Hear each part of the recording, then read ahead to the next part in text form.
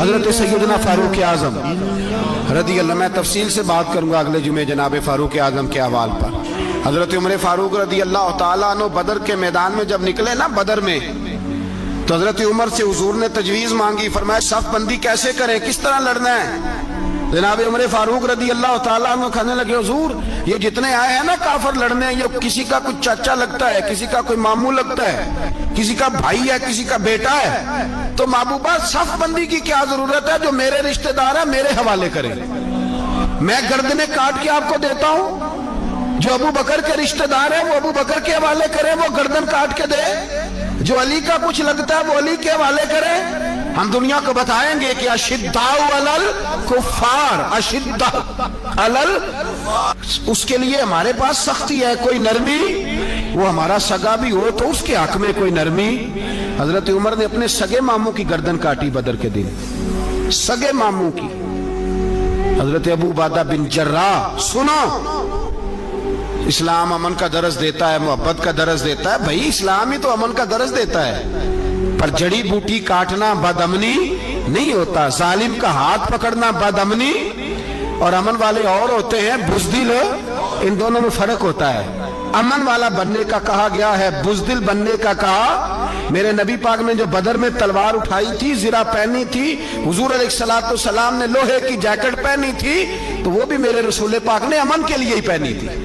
میرے نبی پاک صلی اللہ علیہ وسلم نے احد کے دن جو ہتھیار اٹھائے تھے تو وہ بھی امن کے لیے اٹھائے تھے، وہ بھی امن کے لیے حضور نے ہتھیار اٹھایا تھا۔ ہتھیار اٹھانا بد امنی کی علامت نہیں ہوتا میرے بھائی، یاد رکھیں۔ حضرت ابو عبیدہ بن جراح نے میدان بدر کے اندر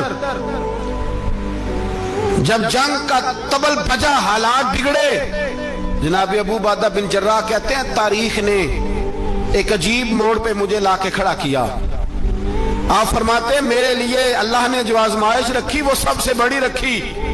فرمانے لگے جب میں میدان میں نکلا تو کافروں نے میرے سامنے جس کو لا کے کھڑا کیا وہ میرا سگا باپ تھا۔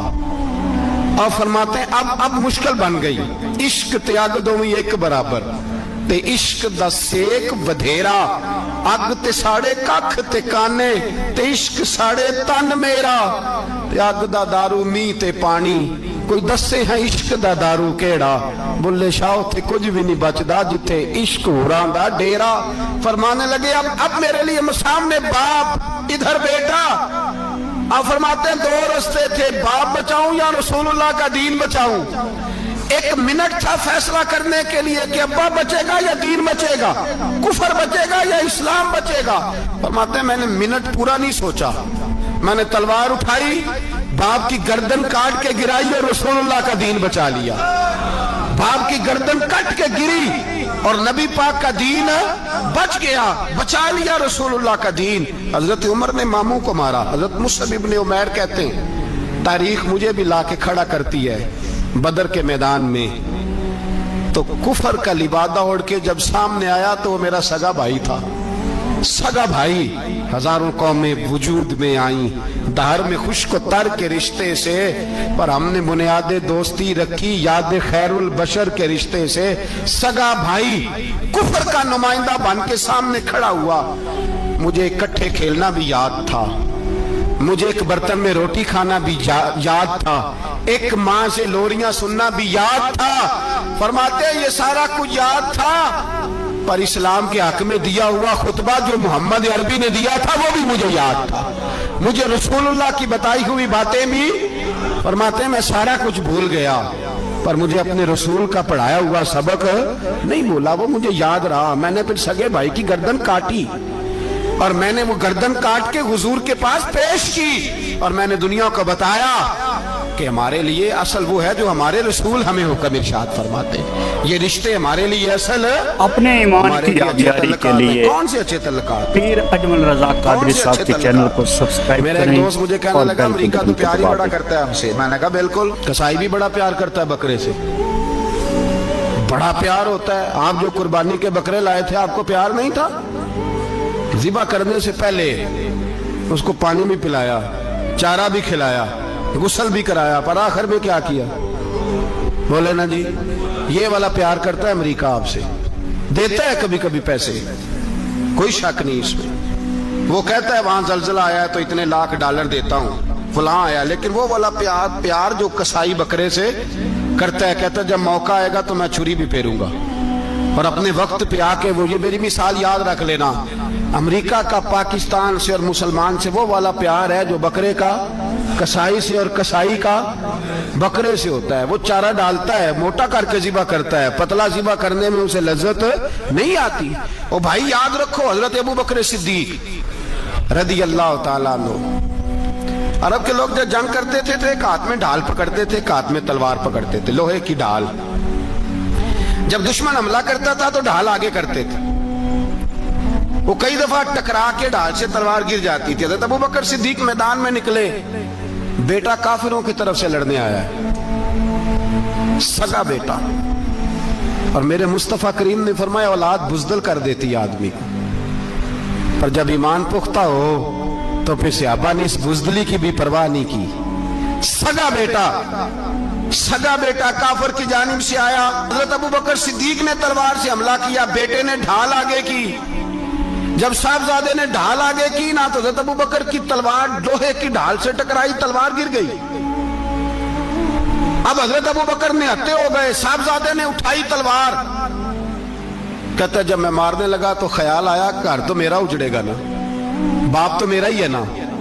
صاحبزادے کہتے ہیں میں ابو بکر صدیق کو چھوڑ کے چلا گیا، بعد میں مسلمان ہو گئے، کلمہ پڑھ لیا۔ ایک دن گھر میں بیٹھے تھے تو بات شروع ہو گئی، صاحبزادے کہنے لگے ابا جی وہ یاد ہے نا جب میری ڈھال سے آپ کی تلوار ٹکرائی تھی اور تلوار گر گئی تھی تو میں نے آپ کو باپ سمجھ کے چھوڑ دیا، میرا ہی گھر اجڑنا تھا باپ سمجھ کے۔ جناب صدیق اکبر رضی اللہ تعالیٰ عنہ، صاحب ابن شام نے لکھا ہے کہ اپنی سرین پر 2 دفعہ ہاتھ مارا، 2 دفعہ، کہنے لگے بیٹے تو اس وقت کافر تھا، تو نے مجھے چھوڑ دیا، میں جب واپس پلٹا تھا نا اسی دن اسی لمحے تو میرے دل میں خیال تھا کہ بیٹے نے تو چھوڑ دیا ہے، لیکن اگر بیٹا یوں میری تلوار کے نیچے آتا میں بیٹا سمجھ کے معاف نہ کرتا، کفر کا نمائندہ سمجھ کے قتل کر دیتا، اس لیے کہ میری نظر میں اگر کوئی اہمیت ہے تو رسول اللہ کے فرمان کی اہمیت ہے۔ باپ بیٹے اولاد کی کوئی اہمیت ہے؟ اشداء علی الکفار، کافر سے نفرت ہی نہیں ہوتی۔ یہاں تو موج لگ گئی ہے ایک عام نوجوان سے لے کے عام آدمی سے وزیر اعظم تک کی سوچ یہ ہے کہ رہائش امریکہ میں ہونی چاہیے، لندن میں ہونا چاہیے، بس یہی سوچ ہے۔ اب تو اللہ تبارک و تعالیٰ معاف کرے جس کے پاس پاسپورٹ ہے لندن کا، یورپ کا، وہ سمجھتا پتہ نہیں میں کون سی بلا ہوں۔ چھوڑو، کس چکر میں پڑ گئے ہو، کس طرف نکل گئے ہو۔ صدر صاحب امریکہ کے صدر کے ساتھ فوٹو کھچاتے ہیں تو وہ 2 فٹ اونچا ہو جاتے ہیں۔ بس کرو یار، یہ کمزور لوگوں کی علامت ہے، کمزور لوگوں کی۔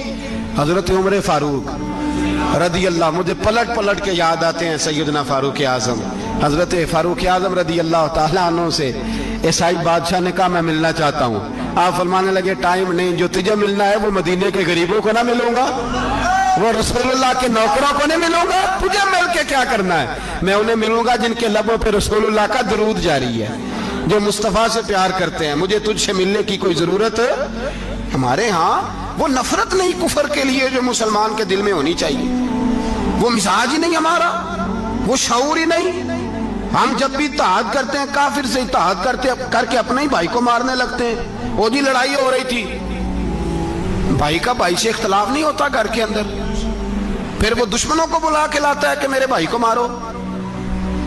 ایسا ہوا ہے کبھی؟ اگر آپس میں اسلامی ممالک کا اختلاف ہے بھی تو کافر کو لاؤ گے مارنے کے لیے، کافر کو لاؤ گے۔ اور یہاں ایک آدمی قید ہوا تھا امریکہ کا، پوری دنیا کو مصیبت پڑ گئی تھی، سمجھ آ رہی ہے؟ نام لینے کی ضرورت تو نہیں، باقی سمجھ آ رہی ہے آپ حضرات؟ ایک آدمی قید ہوا تھا اور انسانی حقوق کی تنظیمیں اور ہمارے اپنے اندر سے بڑے بڑے، میں روشن خیال نہیں، میں روغن خیال کہتا ہوں ان لوگوں، بڑے بڑے روغن خیال اٹھ کے کھڑے ہو گئے، جی انسانی حقوق کی بات کرو، جی ایسے ہو گیا، جی ویسے ہو گیا، لے گئے بندہ چھڑا کے۔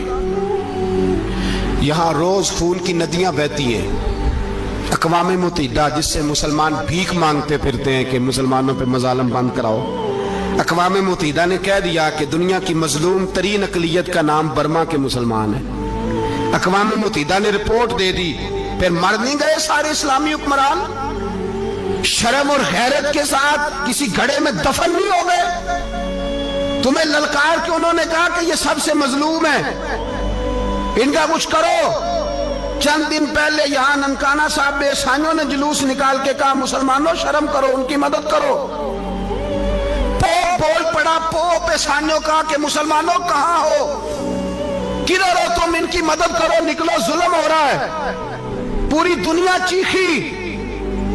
آپ کے ملک میں آ کے امریکہ ڈرون حملے کر جائے تو آپ کی وزارت داخلہ کو بعد میں ہوش آتا ہو, ہمیں تو پتہ نہیں چلا, ہم تو سوئے ہوئے تھے, وہ حملہ کر گیا.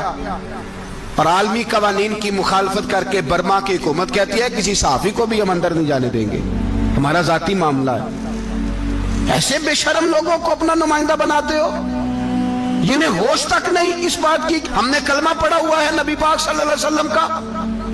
میرے رسول پاک سید عالم نور مجسم صلی اللہ علیہ وسلم نے جو لوگ تیار فرمائے, نیند تو نہیں آ رہی آپ حضرات کو, نبی پاک نے جو لوگ تیار فرمائے, حضرت کعب بن مالک رضی اللہ تعالی, حضور نے فرمایا چلو تبوک پہ میرے ساتھ, سارے چلو, سب تیار ہو گئے. حضرت کعب بن مالک فرماتے ہیں مجھے گھوڑا بڑا دوڑانا آتا تھا, نیزہ بڑا چلانا آتا تھا, تلوار کا میں بڑا دھنی تھا, میں مالدار بھی تھا, میرے پاس بڑی وسائل تھے. حضور چلے گئے تو میں نے, یہ بخاری ہے, فرماتے ہیں میں نے سوچا کہ میں چلا جاؤں گا, کل میں گھوڑا دوڑاؤں گا, میں نے پیچھے پہنچ جانا, پرسوں چلا جاؤں گا, ترسوں بس سستی ہو گئی, نہ جا سکا.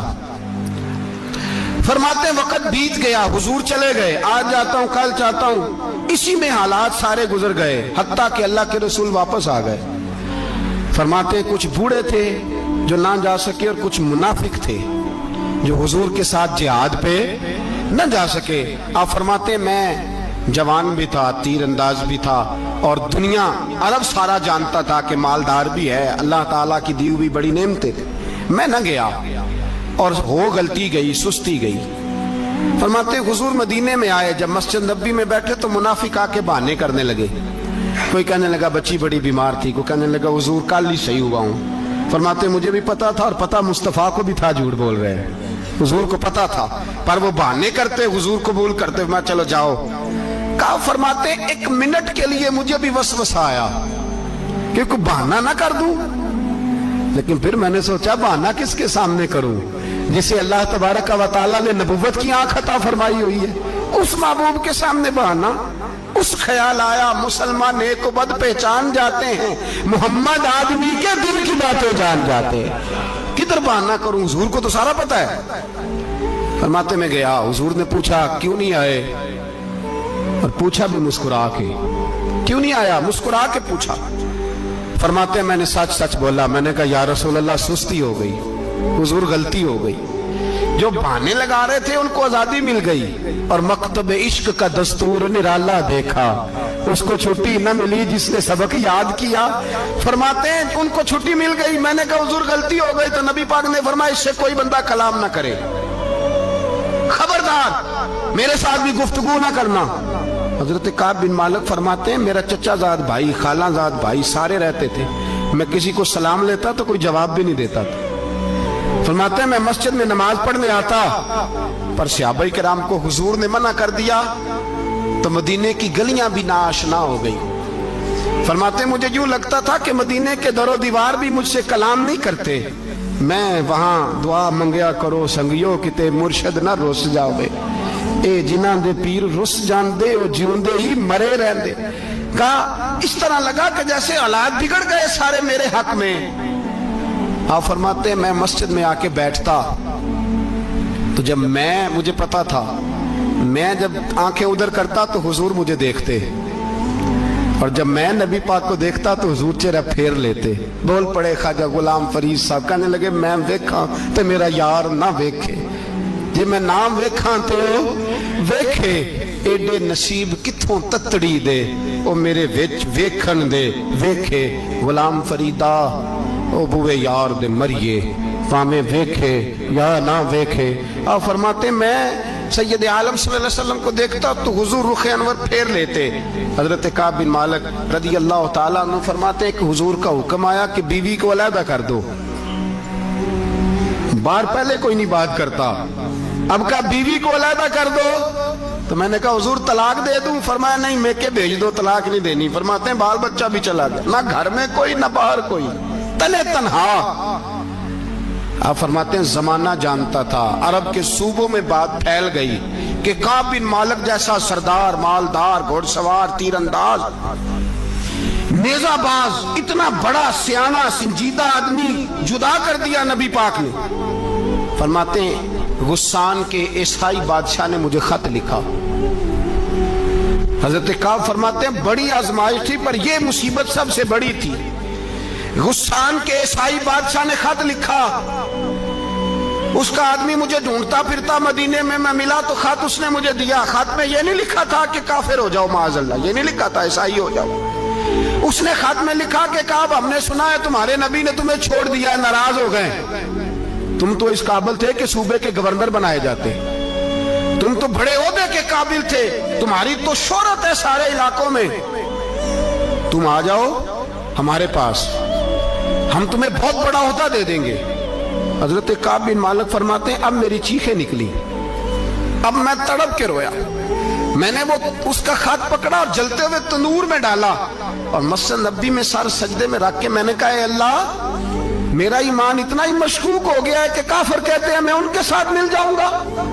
ऐ अल्लाह, मेरा ईमान इतना मशकूक, काफिर समझने लगे हैं कि मैं मुसलमानों को छोड़ के उनसे इत्तेहाद करूंगा। यहाँ लोग कहते हैं हमने प्रेशर के लिए उनको साथ मिलाया है, हमने प्रेशर के लिए काफिर से समझौता करोगे, अपने भाई पर जुल्म करने के लिए बेईमानों के साथ दोस्ती करोगे। हजरत काब बिन मालिक फरमाते मैंने तंदूर में डाला, मैं तड़प के रोया। मैंने कहा अल्लाह, मेरा इतना इम्तिहान ना ले कि काफिर सोचने लगे कि मैं उससे समझौता करूंगा। ऐ अल्लाह मेहरबानी फरमा, इतना इम्तिहान ना ले। रोते रोते घर गया, सहरी तक रोता रहा। एक आदमी दौड़ा आया, कहने लगा काब जल्दी चल, हजरत जिब्रील आ गए हैं, अल्लाह ने तेरी तौबा कबूल फरमा ली है, रसूल पाक ने तुझे याद फरमाया है, चल आ जा। हजरत काब बिन मालिक फरमाते मैं कदमों में गिरा और मैंने कहा महबूबा मेरा सारा ही माल ले ले, हुजूर मेरी सारी सलाहियतें ले ले, रख ले सारा कुछ, मुझे वो माल नहीं चाहिए जो आपके दरवाजे से दूर कर दे। हुजूर वो दौलतें मेरे किस काम की जो आपके दरवाजे से दूर कर दे। बेनूर बेचराग जो महफिल हो फूंक दो, आजम बला से अपनी वो हस्ती ही क्यों ना हो, जो चीज उसकी राह में हायल हो फूंक दो। नबी पाक सल्लल्लाहु ताला अलैहि वसल्लम के बहुत सारे सहाबा बड़ी शानों वाले, एक सहाबी का हम आज जिक्र करने जा रहे हैं जिनका नाम है हजरत अबू ज़र गिफारी रदी अल्लाह ताला। हमारे सूफिया तसव्वुफ में एक जुमला बोलते हैं कि तेरा तो फकर फकर बूज़र है, यानी जिनको सही दरवेश कहते हैं ना, सही दरवेश। मौला अली शेर खुदा रदी अल्लाह ताला ने फरमाया करते दो ही तो बंदे हैं जो रब के रास्ते में किसी शय की परवाह नहीं करते। हुजूर कौन से? फरमाया अबू ज़र गिफारी है और दूसरे अली उल मुर्तज़ा है। मौला अली फरमाया करते ये ना मुसलमानों में से चौथे या पांचवें मुसलमान हैं। शुरू से एक सलीम तब आदमी, कुछ लोग तबन बड़े नफीस होते हैं, तबनी अल्लाह की तरफ से शुरू से ही। इनका जो कबीला था बनु गफार वो राहज़नी करता था, लोगों को लूट लेता था। शुरू में ये काम किया, लेकिन जब कुछ लोगों की चीखें कानों में गईं तो छोड़ दिया। फरमाया नहीं यार, तबीयत नहीं मानती। और नबी पाक का कलमा पढ़ने से पहले ही बुतों की पूजा छोड़ के रब की इबादत शुरू कर दी। लोग पूछा करते थे आप इबादत तो करते थे पर मुंह किधर करते थे? फरमाते थे जिधर वो करा लेता था कर लेते थे। किसी ने इन्हें बताया कि मक्के में एक शख्स हैं जिन्होंने ऐलान नबुव्वत किया है, आपकी तरह की बातें करते हैं। इन्होंने अपने भाई को भेजा, उनका नाम अनीस था, पता करके वापस आए। भाई कहने लगे अबू ज़र, इनका नाम जुंदब है, असल में ज़र इनके बेटे का नाम है और कुनियत से ज़्यादा मारूफ हैं, अबू ज़र गिफारी कहलाते हैं। फरमाते हैं कि भाई ने आके बताया कि वो नेकी का हुक्म देते हैं, बुरे कामों से मना करते हैं, सिला रहमी का पैगाम देते हैं, लेकिन लोग सारे मुखालिफ हैं। ये चीज़ भी बड़ी काउंट होती है, इसे ना काउंट किया करें। لوگوں کی ترجیحات بدلتی ہیں، صبح کچھ، دوپہر کچھ، شام کچھ، اسے نہ کاؤنٹ کریں. انہوں نے اس بات کو کاؤنٹ کر کے بتایا کہ لوگ ان کے جو ہیں نا وہ مخالف ہیں سارے. تو حضرت ابو ذر غفاری کہنے لگے مجھے تسلی نہیں ہوئی، میں خود جا کے پتہ کروں گا. کہتے ہیں مکہ شریف آیا تو کسی ایسے آدمی سے پوچھ بیٹھا، میں تو کچھ اور سمجھا تھا، وہ کچھ اور نکلا. مکے والوں نے بڑا مارا. مکے پہنچ کے پہلی جو چیز ملی وہ مار کھانے کی تھی. اب میں ڈرتے کسی سے پوچھتا ہی نہ، بھوک بھی بڑی تھی، رہنے کو جگہ نہیں تھی، حرم شریف میں لیٹا رہتا تھا. میرے نصیب دیکھو، مجھے ایک شخص نے آ کے ہلایا. کہنے لگے اگر مناسب سمجھیں تو میں آپ کو دیکھ رہا ہوں کافی دیر سے، آپ کوئی پردیسی ہیں، آپ کا اپنا مہمان نہ بنا لوں. تو میں نے کہا آپ کا کیا نام ہے؟ کہنے لگے میرا نام ہے علی ابن ابی طالب. کہتے ہیں مولا کائنات گھر لے گئے، کھانا بھی کھلایا، جگہ بھی دی، سونے کو خدمت بھی کی، لیکن چونکہ میں تو پہلے ایک سے پوچھ کے مار کھا بیٹھا تھا، میں نے پوچھا نہیں میں کدھر آیا ہوں. رات رہے، اگلی رات بھی رہے، لیکن میں نے بتایا نہیں میں کس کام آیا ہوں. حضرت ابو ذر غفاری رضی اللہ تعالیٰ عنہ کہتے ہیں خود ہی مولا علی نے پوچھا بتا سکتے ہو کیسے آئے ہو؟ میں نے کہا رات رکھ لو گے؟ فرمایا بڑا کشادہ سینہ دیا رب نے مجھے. تو بات تو کر، کہنے لگے یار میں تو محمد مصطفیٰ کی زیارت کرنے آیا صلی اللہ تعالی علیہ وسلم. یہ بے نیاز لوگوں میں سے ہیں حضرت سیدنا ابو ذر غفاری. میں حضور کی زیارت کے لیے. حضرت علی کہنے لگے سویرے لے چلوں گا. انسان بزدل نہیں ہوتا، ہر انسان بزدل نہیں ہوتا، اور بلا وجہ ٹکراؤ کی پالیسی بنا لینا یہ بھی سیانے لوگوں کا کام نہیں. حکمت کے تقاضوں کے مطابق چلنا یہ بھی دلیر لوگوں کا ہی کام ہوتا ہے. حضرت مولا علی کہنے لگے صبح لے کے چلوں گا پر حالات ٹھیک نہیں. شرارتی لوگ ہر جگہ ہوتے ہیں، اگر کوئی شرارتیوں کا ٹولہ ملا نا جو کھڑا ہوگا جاسوسی کرنے کے لیے کہ حضور کی طرف کون کون جا رہا ہے، تو میں نیچے جھکوں گا جوتے کا تسمہ ٹھیک کرنے کے لیے. لیکن آپ نے نہیں کھڑے ہونا، آپ نے چلتے رہنا ہے تاکہ کسی کو شک نہ ہو. کہتے ہیں اس ترتیب سے حضرت علی مجھے لے کے گئے. میں حضور کی بارگاہ میں پہنچا. مولا علی کہتے ہیں بڑے بڑے لوگ سوال کرتے تھے پر یہ شروع سے سلیم الطبع تھے. مجھے کہہ لینے دینا، انہوں نے ماننا ہوتا ہے وہ لمبے سوال کرتے ہی نہیں. مان جو لیا تو لمبے سوالوں کی ضرورت ہی کوئی نہیں. کہتے ہیں لوگ بڑے بڑے سوال کرتے تھے پر ابو ذر نے 2-3 باتیں ہی پوچھی اور آگے جا کے کہنے لگے حضور ہاتھ بڑھائیں مجھے کلمہ پڑھائیں. نبی پاک صلی اللہ علیہ وسلم نے کلمہ پڑھایا. فرمایا باہر جا کے نا ابھی ذکر کرنا کہ تم مسلمان ہو گیا، یہ ماریں گے. عرض کی حضور انہیں مارنے دے، میں آیا بھی مار کھا نہیں ہوں، انہیں مارنے دے نا. پڑا فلک کو کبھی دل جلوں سے کام نہیں. حضرت عمر فاروق رضی اللہ تعالیٰ عنہ ہر سال حج کرنے جاتے تھے. بھلا کس لیے؟ آپ حکم دیتے تھے لوگوں کو کہ جو میں نے گورنر بنائے وہ بھی سارے حج پہ آئیں، خود بھی جاتے تھے اور سب علاقوں کے لوگوں کو فرماتے تھے بتاؤ تمہارے گورنر کی پوزیشن کس طرح کی ہے. اور آپ نے حکم دیا تھا کہ کسی گورنر کو اجازت نہیں کسی عام آدمی کو مارنے کی. یہاں تو پولیس والا جرم بعد میں بتاتا ہے، 10 تھپڑ پہلے مار دیتا ہے. اور میں آپ کو کیا بتاؤں، یہاں تو حال یہ ہے کہ مولانا نے اذان پڑھ لی سپیکر کے 3 سپیکروں میں اذان دے لی. اس کو پتہ نہیں تھا تو اس کو تھانے بلا لیا. آپ کو پتہ نہیں قانون کی پابندی کرنی ہے تو جو ساری رات ڈک چلاتا رہا، مہندی کے موقع پر ناچ گانا ہوتا رہا، وہاں نہیں قانون یاد آیا. آپ نے محفل کرانی ہو تو آپ کو اپلیکیشن دینی پڑتی ہے. یہ جس درس کے لیے آپ یہاں بیٹھے ہیں نا 1 مہینہ پہلے ہم درخواست دیتے ہیں اور میرے دوست 10 دفعہ جا کے دفتروں کے چکر لگاتے ہیں، ادھر جاؤ پھر ادھر جاؤ پھر ادھر جاؤ، پھر ہمیں اجازت ملتی ہے کیا کرنے کی؟ بلا رسول اللہ کا دین بتانے کی، نبی پاک کا. بولیے تو یہ جو سیاستدان بڑے بڑے جلسے کرتے ہیں یہ ان کو بھی ایسے ہی بھگایا جاتا ہے. وہ کہتے ہیں جی نہیں ملے گی اجازت، نہیں ملے گی اجازت، نہیں. آخری رات کہتے ہیں چلو دے دی اجازت. کیا تماشا ہے؟ امیر کے لیے انداز اور ہے، غریب کے لیے اور ہے. چھوٹی چھوٹی باتوں پہ، چھوٹی چھوٹے معاملات پہ سینکڑوں علماء نے جرمانہ دیا. سینکڑوں علماء نے کس بات کا؟ سپیکر 3 کیوں لگے ہوئے ہیں؟ 1 لگاؤ. 1 اب تمہیں اذان سے بھی تکلیف ہونے لگی ہے. سپیکروں میں کیا ہوتا ہے؟ تقریروں تو بڑے زمانے کی بند ہو گئی، لاؤڈ سپیکر میں اذان ہی پڑھی جاتی ہے نا. لیکن میں کیا کروں، میں تو اس قوم کے بیچ رہتا ہوں جو کہتی ہے بس ٹھیک ہے مذہب تھوڑا سا ہی صحیح ہے، مسجد جائیں گے تھوڑا سا مذہب ٹھیک ہے، باقی ہم نے دنیا داری کر. خدا را سمجھیے اور غور فرمائیے کیا ہو رہا. حضرت عمر فاروق رضی اللہ تعالیٰ عنہ نے کہا کسی آدمی کو اجازت نہیں، کسی کو. یہاں تو مار مار کے حشر کر دیا جاتا ہے. کہتے ہیں تجھے بلایا تھا تو آیا کیوں نہیں؟ حالانکہ قانون کے اندر پہلے اس کے وارنٹ لیے جائیں، پھر اس کو مارنے کی اجازت ہو. جب ریمانڈ دے دیا جائے گا کہ اب اس پر تم کر سکتے ہو کوئی تفتیش کے لیے، اس پر کسی قسم کی سختی، تب.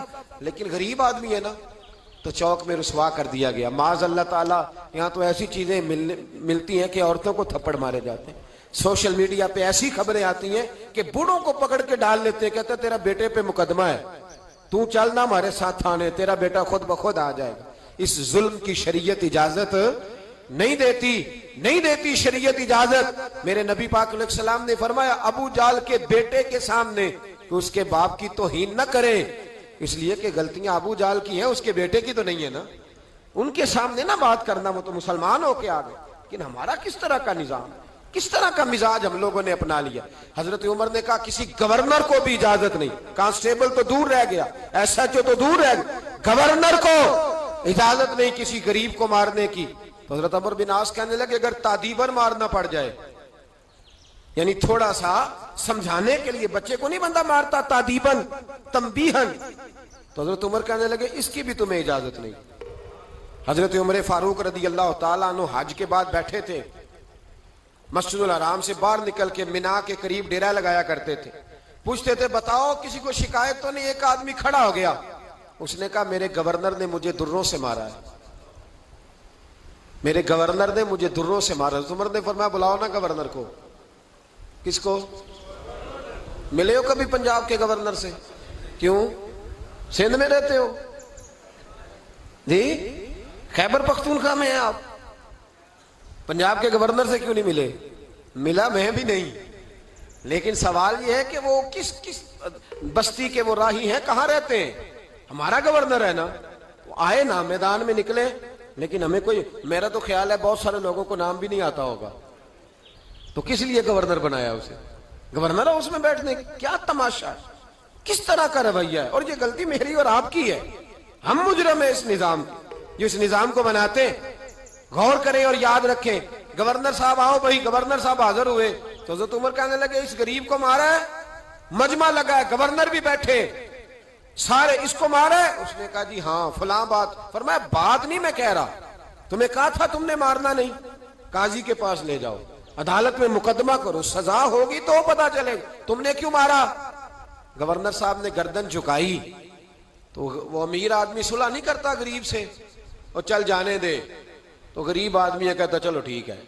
چودھری صاحب بھی کہتے ہیں چھڈ، تو کون سا مقابلہ کر سکتا ہے، تو کون سا ہوتا ہے کہ نہیں ہوتا. تو پھر کیا کرے گا غریب آدمی؟ سب اس پہ پریشر، صلح کے لیے پریشر ڈال رہے ہیں. اس نے گردن جھکائی تو بہت سارے گورنر سمجھنے لگے کہ حضرت عمر کہیں گے چل معاف کر دے. گردن بھی جھک گئی، معذرت بھی ہو گئی. تو حضرت عمر فاروق رضی اللہ تعالیٰ انہوں نے غریب کے ہاتھ میں درہ دیا. فرمایا جا آپ گورنر کی طرف، جتنے اس نے تجھے مارے تھے تو بھی اتنے درے مار اس کو درے، لوگوں کو پتا چلے یہ ظلم کا نظام نہیں، یہ محمد عربی کا نظام ہے صلی اللہ تعالی علیہ وسلم. یہ درے مارے جائیں گے. حضرت عمر بن عاص اٹھے اور عرض کی حضور گورنروں پہ یہ بات بڑی مشکل گزر رہی ہے، مہربانی فرمائے تنہائی میں یہ کام کر لیں، تنہائی میں. تو تاریخی جملہ کا حضرت عمر نے فرمایا جب غریب کو مار پڑی تھی تو اس پر گرانی گزری تھی، اس کی کوئی عزت نہیں تھی، عزت صرف گورنر کی ہوتی ہے. اور میں جس کو نہیں گورنری کرنی نہ کرے، لیکن میں کسی کو بھی قانون سے بالا تر چلنے کی اجازت. حضرت سیدنا عباس رضی اللہ تعالیٰ عنہ حضور کے چچا ہیں. یہ حضرت عباس بدر کی جنگ میں کفار کی جانب سے لڑنے آئے تھے، گرفتار ہوئے. میں تو کہتا ہوں نا کہ میں فلاں چودھری کا رشتہ دار ہوں، ایم این اے کا رشتہ دار ہوں، مجھے کوئی پوچھ سکتا ہے؟ حضرت عباس مصطفیٰ کریم کے چچا ہیں. سب بولیے صلی اللہ تعالی علیہ وسلم. محبوب علیہ السلام سے اتنا قرب. اور جب یہ آئے تو حضور کھڑے ہو جائیں. جب حضرت عباس رضی اللہ تعالیٰ عنہ بدر میں آئے نا کفار کی طرف سے لڑتے ہوئے، اگرچہ اسلام کے قریب اس سے پہلے بھی آ چکے تھے، اور اسی موقع پر جب وہ قیدی بن کے آئے تو مسلمان بھی ہو گئے. حضرت عباس قیدیوں میں شامل تھے. نبی پاک صلی اللہ علیہ وسلم نے مالدار قیدیوں کا فدیہ مقرر کیا 4000 درہم. فرمایا 4000 درہم دے اور جائیں. اور جو زیادہ مالدار تھا اس کو کہا یہ زیادہ دے، 4000 سے زیادہ فدیہ دے اور جائے. انصار مدینہ محبوب کی بارگاہ میں آئے، کہا یا رسول اللہ صلی اللہ علیہ وسلم ہمارا دل کرتا ہے کہ جناب عباس سے فدیہ نہ لے، وہ آپ کے چچا ہیں، لیکن نا پیار کی بات ہے نا، ادب کی بات ہے نا، جو محبوب سے محبت کرنے والے ہوتے ہیں وہ تو اس گلی کے جانوروں کا بھی ادب کرتے ہیں۔ انصار مدینہ نے خود آ کے عرض کی حضور دل کرتا ہے حضرت عباس سے فدیہ نہ لیا جائے، انہیں چھوڑ دیا جائے، اس لیے کہ ان کا اعزاز ہے، یہ آپ کے رشتہ دار اور قریبی رشتہ ہے۔ میرے نبی پاک صلی اللہ علیہ وسلم نے فرمایا نہیں بھائی، میرا چچا مالدار ہے، مالدار ہے، اور فرمایا باقیوں سے 4000 لیا، ان سے 4000 سے زیادہ لینا ہے، اس لیے کہ یہ قانون بنایا ہے، اور قانون کی نظر میں کوئی بڑا چھوٹا، اللہ اکبر، قانون کی نظر میں کوئی بڑا چھوٹا انہیں پورا دینا پڑے گا، یہ دیں گے۔ حضرت عباس کو بلایا، کہا جناب آئیے فدیہ دیجئے، تو کہنے لگے میرے پاس تو چیز ہی کوئی نہیں، بھی مسلمان نہیں ہوئے، کوئی شے نہیں۔ تو محبوب نے فرمایا چچا ادھر آؤ، جب گھر سے آ رہے تھے نا تو اتنا سارا سونا، حضور نے اشارے سے اتنا سارا سونا میری چچی کو دے کے آئے تھے، اور کہا تھا اگر میں آ گیا تو آ کے بتاؤں گا کیا کرنا ہے، نہ آیا تو یہ میرے بچوں کے لیے رکھ لینا، یاد نہیں؟ یہ سن کر حضرت عباس پر راشا ہوا طاری کہ پیغمبر تو رکھتا ہے دلوں کی بھی خبرداری۔ خیال آیا مسلمان نیک و بد پہچان جاتے ہیں، اور محمد آدمی کے دل کی باتیں جان جاتے ہیں۔ رسول اللہ صلی اللہ علیہ وسلم نے جب فرمایا تو جناب عباس کانپنے لگے، کہنے لگے 4000 سے زیادہ ہی دوں گا، پر پہلے مجھے کلمہ پڑھ لینے دو، اس لیے کہ یہ میرے اور میرے بیوی کے علاوہ کسی کو پتہ نہیں، آپ کو یہ غیب کا علم دیا گیا ہے، یقیناً آپ اللہ کے سچے رسول ہیں۔